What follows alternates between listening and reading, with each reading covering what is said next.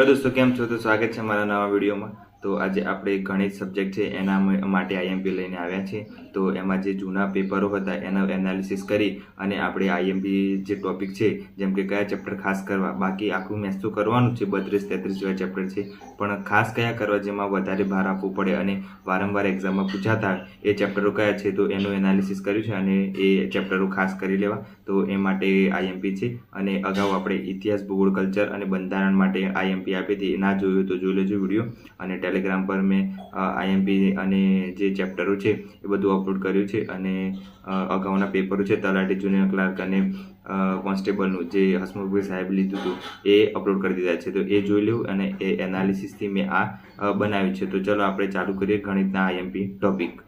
તો દોસ્તો, ગણિતના આઈએમપી ટોપિક છે, જેમાં પહેલું છે ઝડપ, જે ખાસ આઈએમપી છે, જે ઝડપના ક્વેશ્ચનો વારંવાર પૂછાતા હોય છે એક્ઝામમાં। તો ગઈ કોન્સ્ટેબલની એક્ઝામમાં પણ પૂછાયા હતા, તો આ વખતે પણ પૂછાઈ શકે છે, તો ઝડપ ચેપ્ટર ખાસ કરી લેવું। પછી છે દિશા અંતરના પણ એક્ઝામ્પલ પૂછાતા હોય છે, એટલે એ પણ કરી લેવું।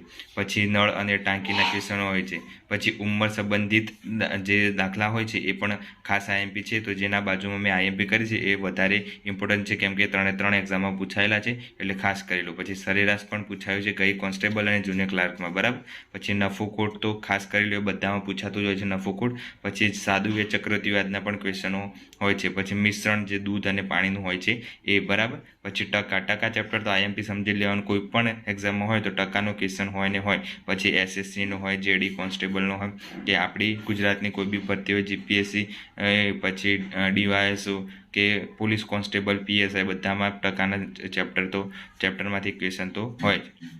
પછી છે મિનિટ, સમયના દાખલા, બરાબર, એ પણ ખાસ કરી લો। પછી બીજું છે કે બેઝિક મેથ્સ, આ બધા ચેપ્ટરો તમને ત્યારે જ આવશે જ્યારે તમને આટલું આવડતું હશે, તો આ ખાસ કરી લેવું। જેમાં બેઝિક મેથ્સમાં ખાસ શું આવે, ઘાત અને ઘાતાંક આવે, બરાબર। પછી ઘડિયા આવડવા જોઈએ 1 થી 20 સુધી, તો ખાસ બને ત્યાં સુધી 1 થી 20ના ઘડિયા કરી દેવાના। પછી વર્ગ અને વર્ગમૂળ કરી દેવાનું। પછી વર્ગ આવડવો જોઈએ 1 થી 30 સુધીના પાક્કા। પછી ઘન આવડવા જોઈએ 1 થી 15 સુધીના, બરાબર।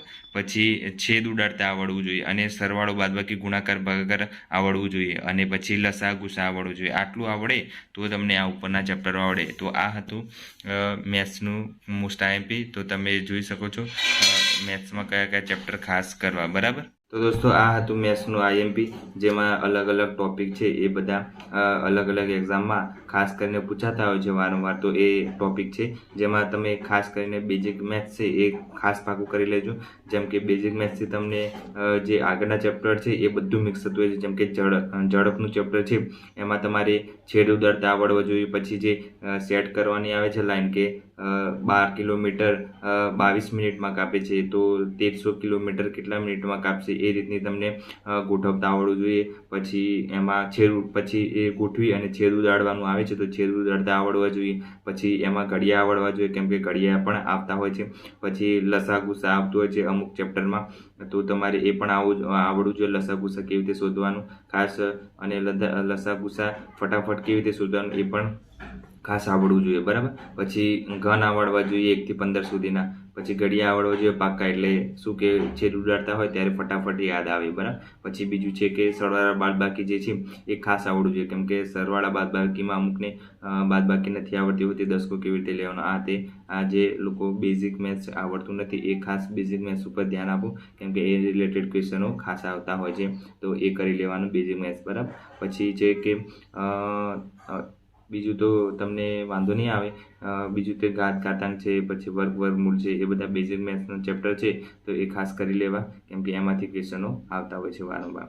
તો મેથ્સ આ રીતના ક્વેશ્ચનો હતા બધા આઈએમપી, તો એ બતાવી દીધા, તો એ રીતના તમે કરી શકો છો। પછી આપણે રિઝનિંગ છે, એ રિઝનિંગ તો ખાસ કરીને બધું કરવું જ પડશે રિઝનિંગ, કેમ કે રિઝનિંગનું કોઈ માપ નથી, કેમ કે ગમે તે કોઈ શકે, પણ ડેટા ઇન્ટરપ્રિટેશન છે, તો તમે જે ફકરો આવે છે એ ફકરા ઉપરથી તમે નીચે શોધવાનું હોય છે, કાં તો એક બોક્સ આવેલું હોય એના આધારે ક્વેશ્ચનો કરેલા હોય, તો એના ઉપરથી તમારે જવાબ આપવાના હોય છે। તો એ તો એક ચેપ્ટર, એક પોર્શન તો આપી દીધું છે કે ડેટા ઇન્ટરપ્રિટેશન છે એ કેવી રીતે કરવાનું, બાકી બીજું રિઝનિંગ છે એ બધું જાતે કરી દેવાનું। જેમ કે ઘડિયાળ છે, પછી ક્રમવાળું આવે છે, ક્રમ બેઠકવાળું એ કરી દેવાનું ચેપ્ટર। પછી ખાસા છે, ABCDનું ચેપ્ટર આવે છે, રોમન અંક આવે છે, એ બધું કરી દેવાનું, એટલે વાંધો આવે નહીં। પછી દિશાવાળું ચેપ્ટર છે, જેમ કે પહેલું અંતર ઉત્તર તરફ જાય છે, પછી બીજું દક્ષિણમાં જમણી બાજુ વળે છે, પછી પાછો ડાબી બાજુ વળે છે, એ દિશાવાળું ચેપ્ટર છે એ ખાસ કરી દેવું.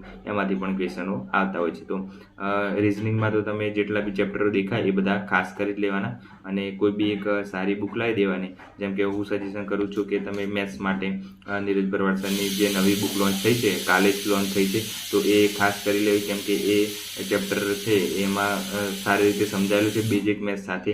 કેમ કે એ બેઝિક મેથ્સ છે એ તમને ખાસ આવડવું જોઈએ. એટલે એમાં પોઈન્ટ ટુ પોઈન્ટ અને બુક પણ સારી છે, લોન્ચ કરી દીધી છે, થોડા સમયમાં માર્કેટમાં આવી જશે. તો એ ખાસ લાવી દેવી મેથ્સ માટે.